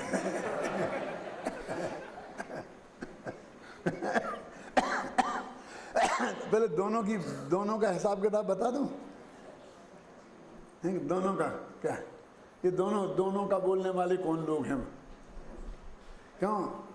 मैं बोलता हूँ बेटा मम्मी की बात मानना कि पापा की? क्यों? तो कोई कहेगा मम्मी की, कोई कहेगा पापा की, और कुछ लोग जो सरदार होंगे वे कहेंगे दोनों की। घबराना नहीं, पूरी बात सुनना। क्यों? दोनों की संभव ही नहीं है एक साथ। मम्मी कहती है स्कूल जा, पापा कहते हैं मेरे साथ चल दुकान पे। अब दोनों वो स्कूल जाए कि दुकान पे जाए? बोलो। मम्मी कहती सब्जी ला, पापा कहते स्कूल जा, दोनों एक साथ हो कैसे सकता है? ये दोनों की कहने में बहुत अच्छी लगती है। माँ का कहना मानना के पिता का, समझ में आ गया आपकी? में कि माँ का नहीं मानेगा तो बिना सब्जी की रोटी खानी पड़ेगी। क्यों? और बाप की नहीं मानेगा तो जिंदगी भर दुकान पे बैठना पड़ेगा, पर नहीं पाएगा। वहाँ तो कोई कारण है ना। और चौथे प्रकार के लोग भी होते हैं। कौन? कि माँ की मानना के पिता की, कि एक है माँ की, दूसरा कहता है पिता की, तीसरा कहता है दोनों की, चौथा कहता है दोनों की नहीं मानना। 4 रास्ते हो सकते हैं ना? तो अब मेरे से मतलब कोई जो ये कहे कि मम्मी की मानना, मान लो तुम ये जवाब दो, तो मैं कहूँगा ऐसा लगता है कि तुम्हारे घर में इंदिरा गांधी का राज अभी भी चलता है। समझ में आया कि नहीं आया? कोई कहे पापा की, कि भले ही इंदिरा गांधी का हो लेकिन गद्दी पे तो मनमोहन सिंह ही बैठा है। क्या समझ में आई कि नहीं आई? और जो कहें दोनों की, किसकी सत्ता है इस देश में? सोनिया गांधी की या मनमोहन सिंह की? तो लिखा जाएगा इतिहास में कि 2 प्रधानमंत्री थे। और चौथे कौन है? वो लड़का है ना, मम्मी ने कहा सब्जी लाओ, पापा ने कहा स्कूल जाओ, तो वो जिसका इंदिरा गांधी का राज है जिसके घर में वो सब्जी लेने जाएगा। पापा कहेंगे क्यों तू स्कूल नहीं गया? मम्मी ने सब्जी लेने भेजा था। भिड़ना हो तो मम्मी से भिड़ो, उनसे भिड़ने की तो तुम्हारी हिम्मत नहीं है।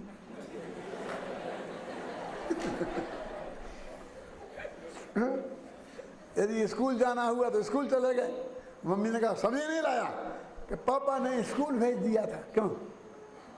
उनसे बात करो, तो अपने मन का कर सकता ना वो। दोनों का तो कर ही नहीं सकता। अब उसने ना स्कूल गया और ना सब्जी लेने गया। तो फिर मम्मी ने पूछा कि पापा कहते हैं स्कूल जाओ, पापा ने कहा स्कूल नहीं गए, मम्मी कहती सब्जी लाओ। मैं तो फिर तू कहीं 2 में से एक आध तो करता। मैं पक्षपात नहीं करता हूँ।